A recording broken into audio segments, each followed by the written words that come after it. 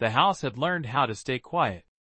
Not the peaceful kind of quiet, where silence feels like rest. This was a trained quiet, a careful one, like the walls themselves were holding their breath. Anna noticed it most in the evenings, when the day's noise faded and the ticking of the kitchen clock became too loud to ignore. She stood at the sink, washing the same cup twice, staring out the window without really seeing the dark yard beyond it. The light above the sink flickered, and for a moment she considered changing the bulb. She did not. Small repairs had a way of turning into arguments.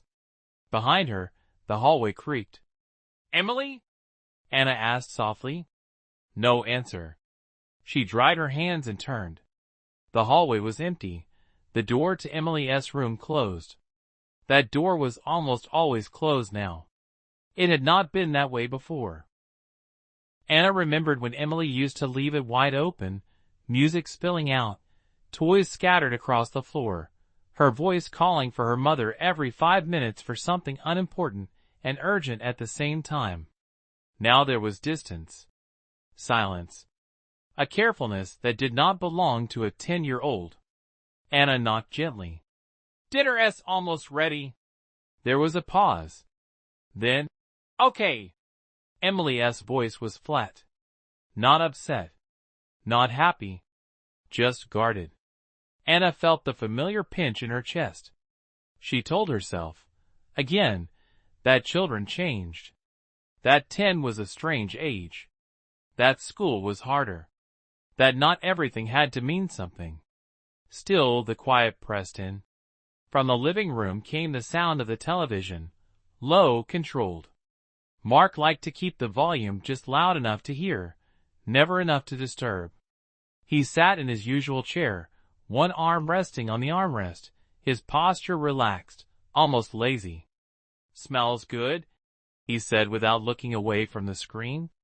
"Chicken," Anna replied. "With rice." He nodded. Approval, she thought. Or at least the absence of disapproval. Mark had entered their lives 5 years ago, after the long, hollow period that followed Emily's biological father leaving.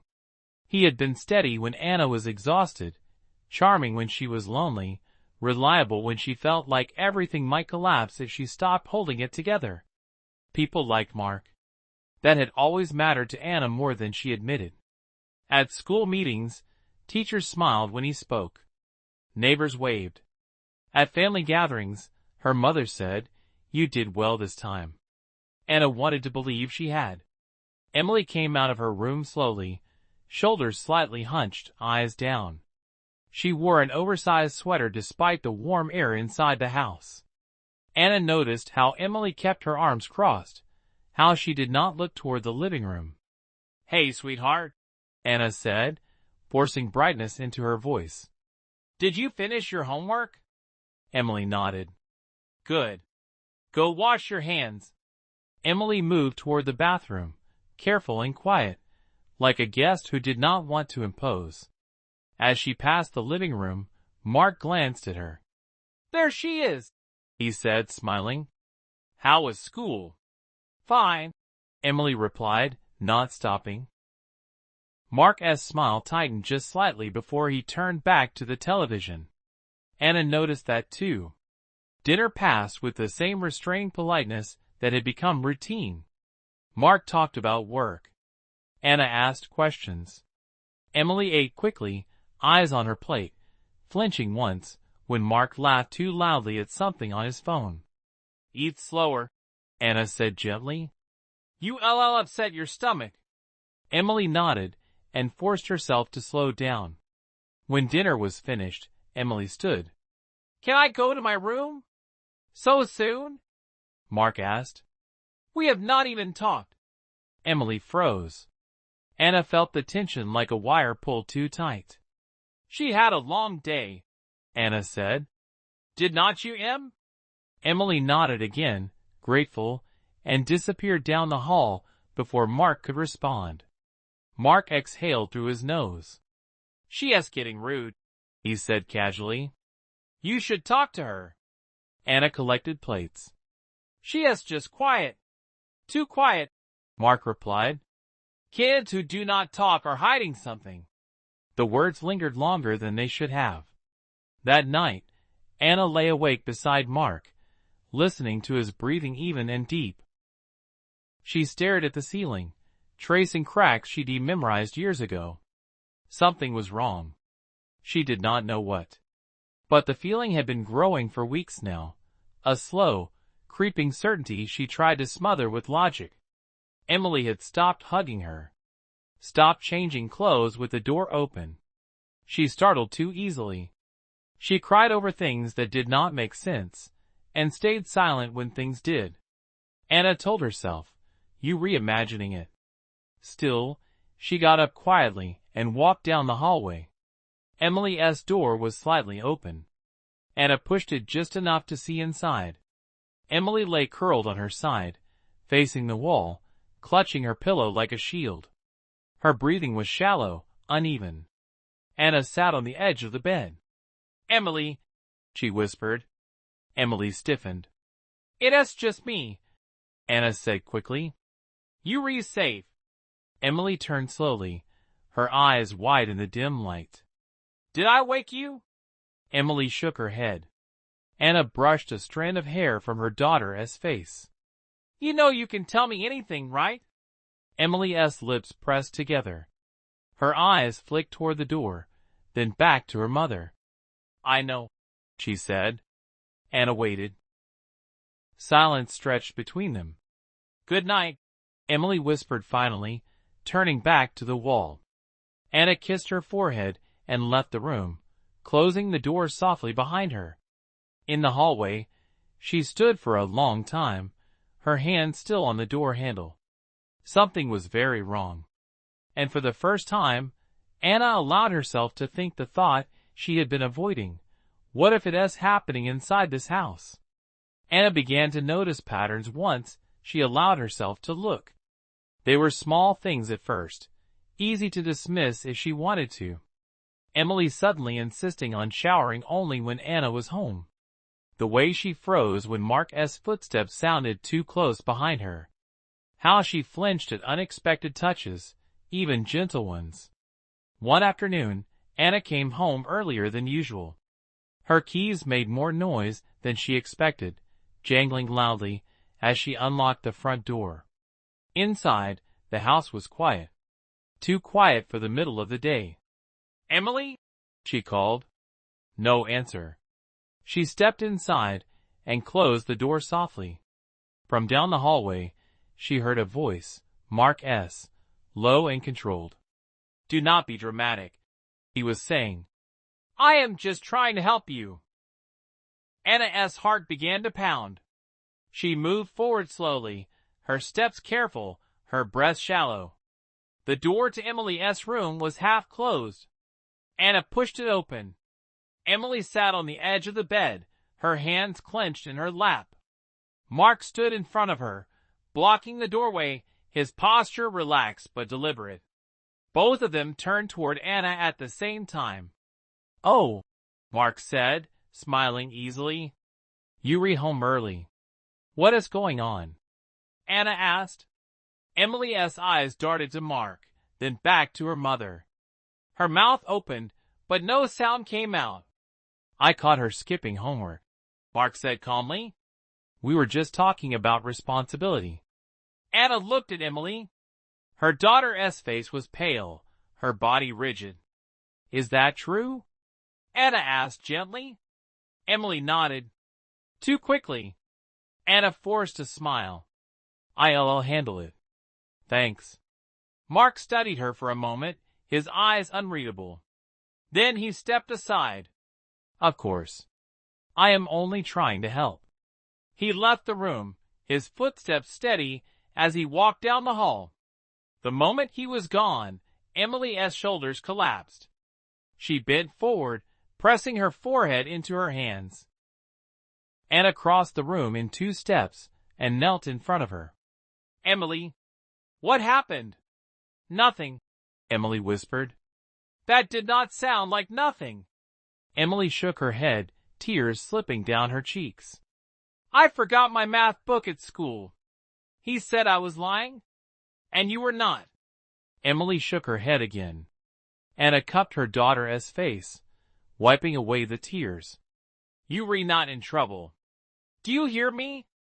Emily nodded, but her eyes stayed anxious, scanning the doorway as if expecting Mark to return at any moment. That night, Anna confronted Mark. You should not corner her like that, she said, trying to keep her voice calm. She was scared. Mark raised an eyebrow. Scared? I did not raise my voice. You were projecting. She is a child, Anna replied. She does not need lectures from you when I am not home. Mark's jaw tightened slightly. I live here too. I have a right to discipline her. She is my daughter. And my responsibility, he shot back. Or would you rather she grow up spoiled and dishonest? The argument ended the way most of them did, with Mark calm and controlled, and Anna doubting herself. That doubt followed her for days. Until the school called. Emily's teacher, Mrs. Carter, requested a meeting. She has withdrawn, Mrs. Carter said gently, sitting across from Anna in the small office. Her grades are slipping. She used to participate. Now she barely speaks. She is shy, Anna said automatically. Mrs. Carter nodded. Shy children do not usually start having panic attacks during fire drills. Anna's stomach dropped. Panic attacks? She hid under her desk, Mrs. Carter said. She would not come out. It took 20 minutes to calm her down. Anna drove home in a haze. That evening, she waited until Mark was in the shower. She went to Emily's room and sat beside her on the bed. Emily, she said quietly, has anyone ever made you feel unsafe? Emily stiffened instantly. No, she said too fast. Anna swallowed. Has anyone touched you in a way you did not like? Emily's breathing became uneven. Emily, Anna whispered, you would not be in trouble. I promise. Tears filled Emily's eyes. She shook her head again and again. I say not. Why not? Emily's voice broke. He said if I tell, you would not believe me. The room seemed to tilt. Anna felt something crack open inside her, a mix of terror, rage, and unbearable guilt. Who said that? Anna asked, though she already knew. Emily's silence was answer enough.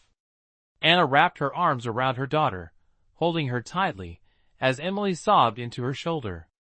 I believe you, Anna said fiercely. No matter what. Do you hear me? I believe you. A floorboard creaked in the hallway.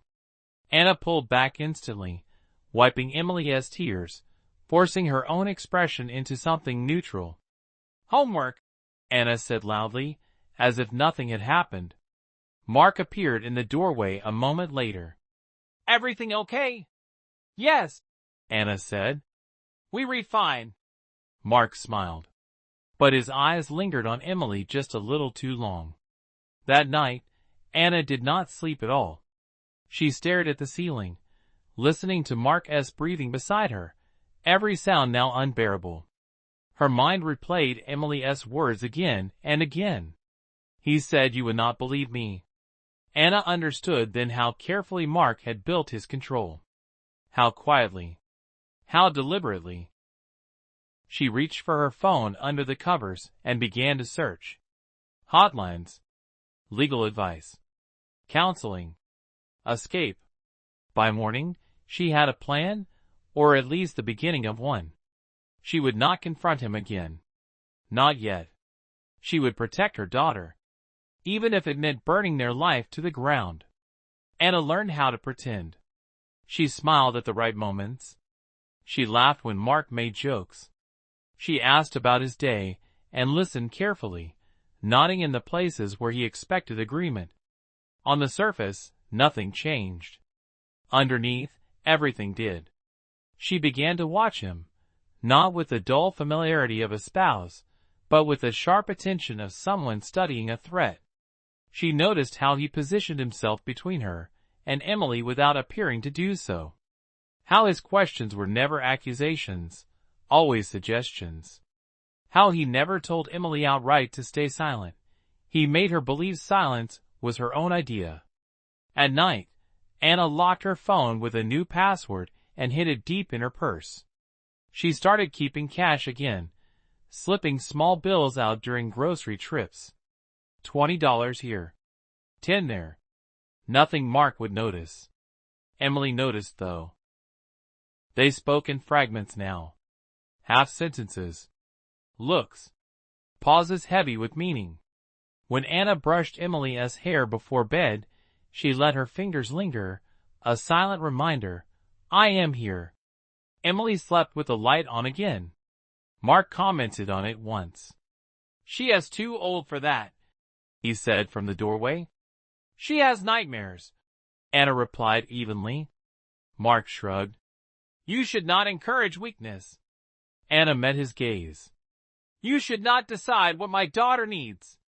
For a moment, something dark flickered across his face. Then it was gone, replaced by his familiar calm. You retired, he said. You've been tense lately. Gaslighting, Anna thought. The word felt clinical, but the effect was anything but. The pressure increased. Mark began volunteering to pick Emily up from school. Anna refused every time, inventing excuses, rearranging her schedule, earning his irritation in small doses. You do not trust me, he said one evening, not angry, hurt. I trust myself, Anna replied. Emily grew quieter. One afternoon, Anna found Emily sitting in the bathroom, fully dressed, the door locked. Emily? She called. It is me. After a long moment, the lock clicked open. Emily's eyes were red. He tried to come into my room. When? Just now. He said he wanted to talk. Anna's hands trembled as she closed the door behind them. Did he touch you? Emily shook her head. I locked the door. Something snapped inside Anna, not loudly, not explosively. More like the breaking of a final thread. That night, Anna emailed a women's shelter from her phone in the car, sitting in the dark parking lot of a grocery store she did not need to visit. Her fingers hovered over the keyboard before she typed. I need help leaving. I have a child. It is urgent. The reply came faster than she expected. They gave her a checklist. Documents. Birth certificates. School records. Medications. Emergency bags. Anna hid the bags in the trunk of her car beneath a blanket and an old stroller she never used anymore. The plan was simple. They would leave on Friday.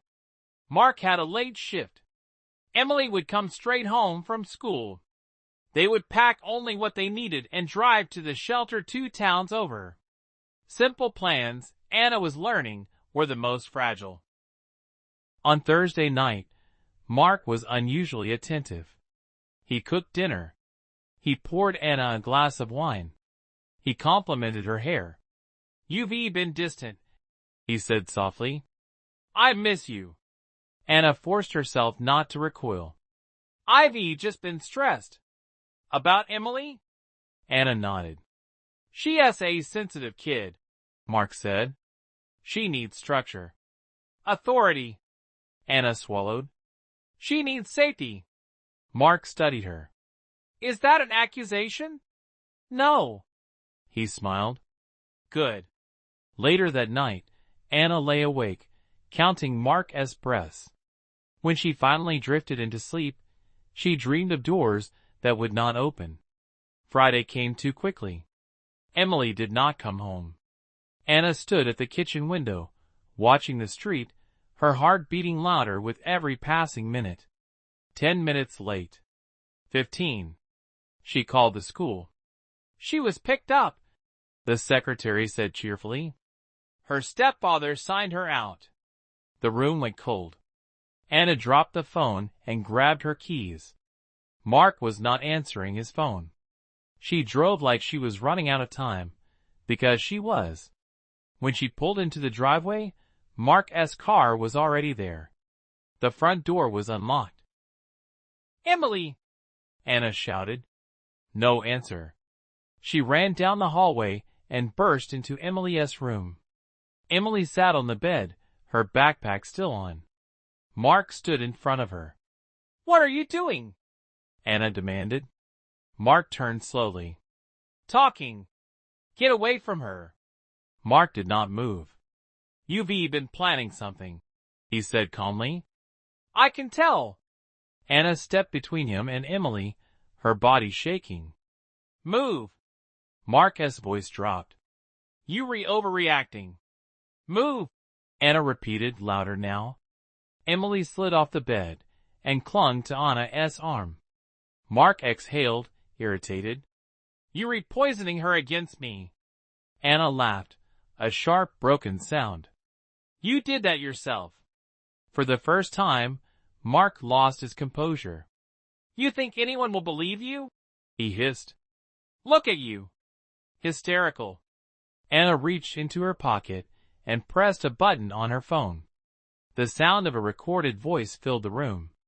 "He said if I tell, you would not believe me." Emily's voice. Shaking. Real. Mark went very still. Anna's voice was steady now. "We were leaving." Mark's expression hardened. "You were not going anywhere." Sirens wailed in the distance. Anna had not pressed just one button. She had called the police. Mark stepped back, calculating. "You were making a mistake."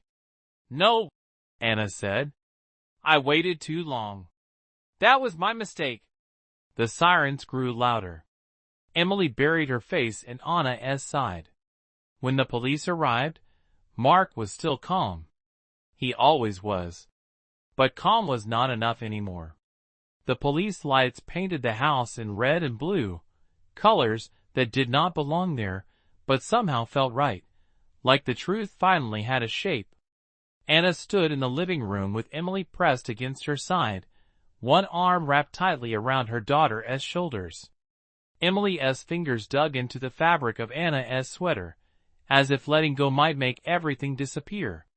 Two officers spoke with Mark near the front door. He was calm, cooperative, almost bored. Anna watched him answer their questions with the same steady voice he used with teachers, neighbors, doctors. The voice that said reasonable man. The voice that made people trust him. "This is a misunderstanding," Mark said. "My wife is under a lot of stress. Emily has been having trouble at school. We were discussing it." Anna felt anger rise, hot and sharp. She stepped forward before she could stop herself. "He took her from school without telling me," she said. "He blocked the door. He threatened her." Mark turned toward her slowly. "I never threatened anyone." Emily whimpered and pressed her face into Anna's side. One of the officers, a woman with tired eyes and a soft voice, knelt down in front of Emily. "Hi," she said gently. "My name is Officer Ramirez. Can I talk to you for a minute?" Emily shook her head violently. "That is okay," Officer Ramirez said immediately. "You do not have to say anything. You were not in trouble." She looked up at Anna. "May I?" Anna nodded. Officer Ramirez stood and addressed her partner quietly. Anna caught fragments, school pickup, recording, prior concerns. Mark's jaw tightened. "You recorded her?" he asked Anna, disbelief slipping into his voice. "You secretly recorded a child?" "I protected my child," Anna replied. The officer separated them. Mark was asked to step outside. He did not resist.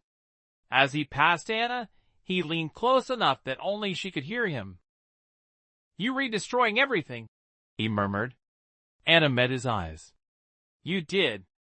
Outside, neighbors' curtains twitched. Anna felt exposed, but she did not care anymore. Shame had lost its power. Mark was escorted to the patrol car. Emily looked up, eyes wide. "Is he going to jail?" "I do not know," Anna said honestly. "But he say not hurt you anymore." Officer Ramirez returned. "We were issuing an emergency protective order. He would not be allowed near either of you." Relief crashed over Anna so hard her knees nearly buckled. That night, they did not stay in the house. Anna packed quickly, documents, clothes, Emily's favorite stuffed animal. They left behind furniture, photos, pieces of a life that no longer felt real. The shelter was quiet and warm, filled with women who smiled softly but did not ask questions. Emily fell asleep almost immediately, exhausted in a way that went deeper than sleep. Anna lay awake on the narrow bed beside her, staring at the unfamiliar ceiling. She felt hollow, shaken. But underneath it all, there was something new. Safety. The days that followed blurred together. There were interviews, paperwork. A social worker who spoke carefully, choosing words like stepping stones. A child therapist with kind eyes, and a room full of soft colors. Emily did not talk much at first. She drew instead, houses with no doors, people with no faces. Anna sat beside her every session, hands folded tightly in her lap, listening. Mark hired a lawyer. He claimed Anna was unstable, overprotective, vindictive. Anna expected the lies. Still, they hurt. At night, doubt crept in like a familiar enemy. What if I misunderstood? What if I made it worse? Then Emily would wake from a nightmare, shaking, and cling to her. And Anna would remember. One afternoon, weeks later, Emily spoke during therapy. "He said I was special," she whispered, eyes fixed on the floor. "That no one else would understand me like he did." Anna closed her eyes. "He said if I told you'd choose him," Emily added. Anna's breath hitched. She reached for Emily's hand. "I choose you," she said immediately. "Every time. I always choose you." Emily looked up at her then, really looked at her. Something in her expression softened. The case moved slowly, painfully, but it moved. Mark was charged. The evidence, school records, the recording, Emily's testimony, stacked up. Anna found work closer to the shelter.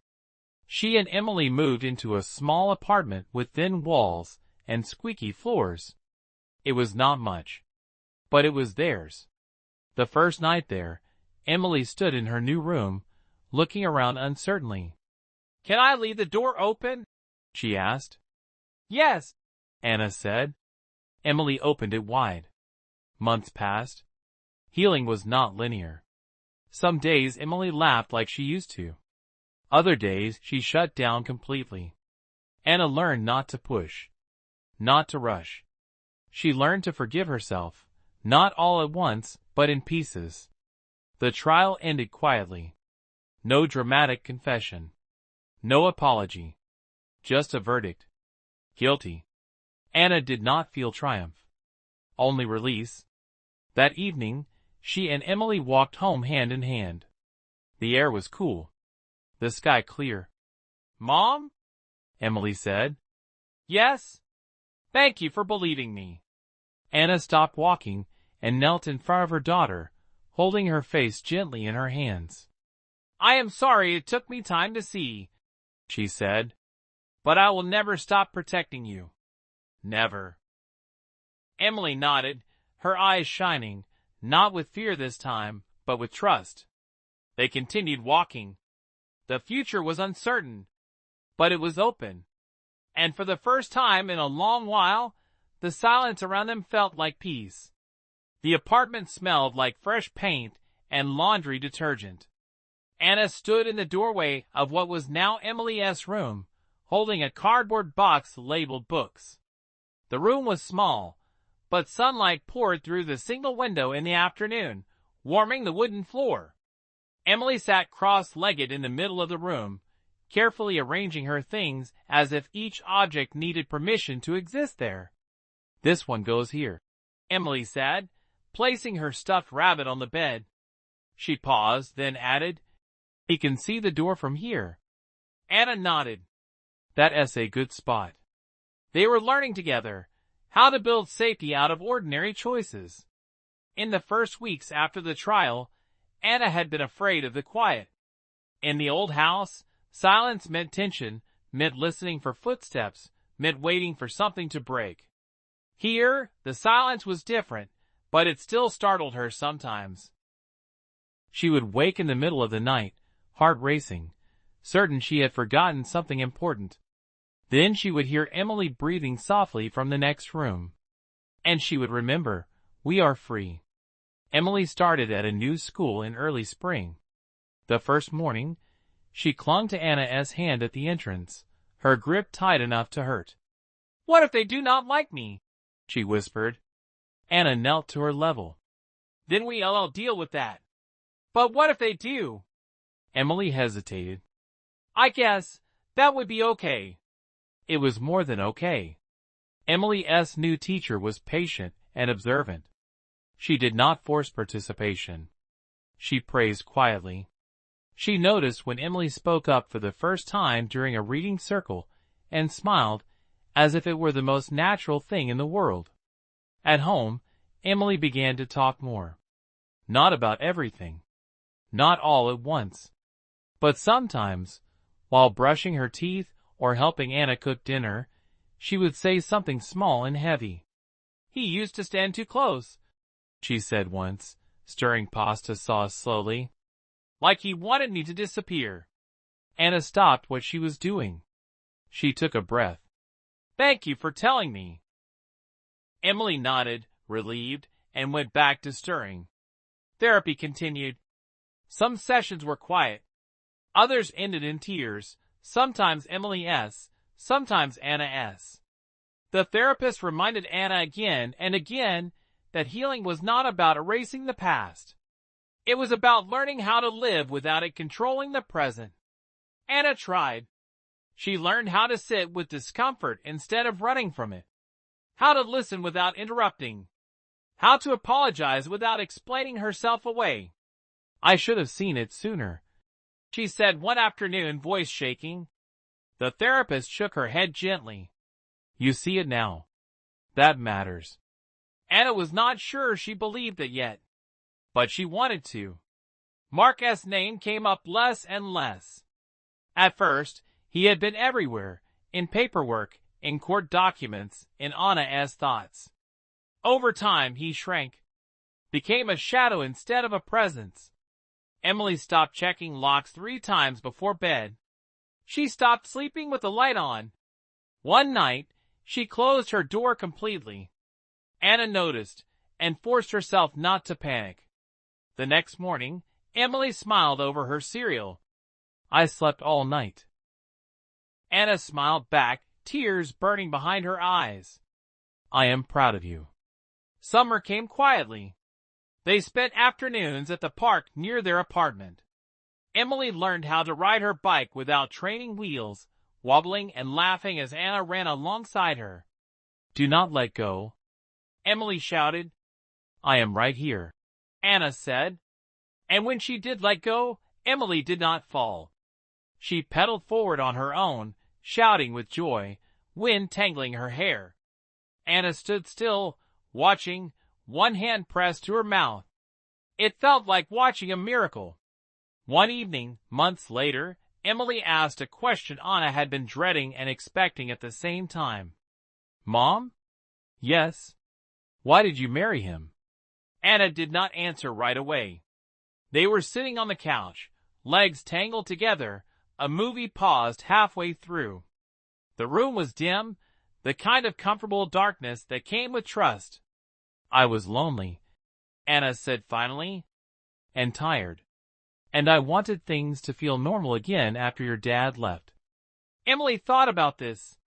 "Did he trick you?" Anna considered that. "He did not show me who he really was. But I also did not ask the right questions." Emily nodded slowly. I am glad you see now. So am I, Anna said. Emily leaned her head against Anna's shoulder. I do not think you read bad. Anna closed her eyes. That night, she cried quietly in the bathroom, grief and relief tangled together in her chest. The anniversary of the night they left came and went. Anna marked it privately, lighting a candle after Emily went to bed, sitting at the kitchen table with her hands wrapped around a mug of tea she did not drink. She thought about the woman she had been a year ago, afraid, unsure, still hoping things would somehow fix themselves. She wished she could reach back through time and take that woman's hands. You re stronger than you think, she would tell her. And it's not too late. Life moved forward. Anna made friends at work. She laughed more easily. She stopped flinching when someone raised their voice in a crowded room. Emily joined a drawing club. Her pictures changed, faces appeared, then expressions, then colors that were not all dark. One afternoon, Emily handed Anna a drawing. It showed two figures standing in front of a small house. The door was open. Light spilled out. That's us, Emily said. Anna swallowed. I know. Is it okay if I am happy now? Emily asked quietly. Anna pulled her into a tight hug. It's more than okay. Years later, Emily would remember this time not just as something terrible that happened, but as the moment her mother chose her without hesitation. The moment the world stopped feeling like a trap. The moment safety became real. And Anna would remember it as the moment she learned that love was not about keeping things together at all costs. It was about knowing when to walk away. Together.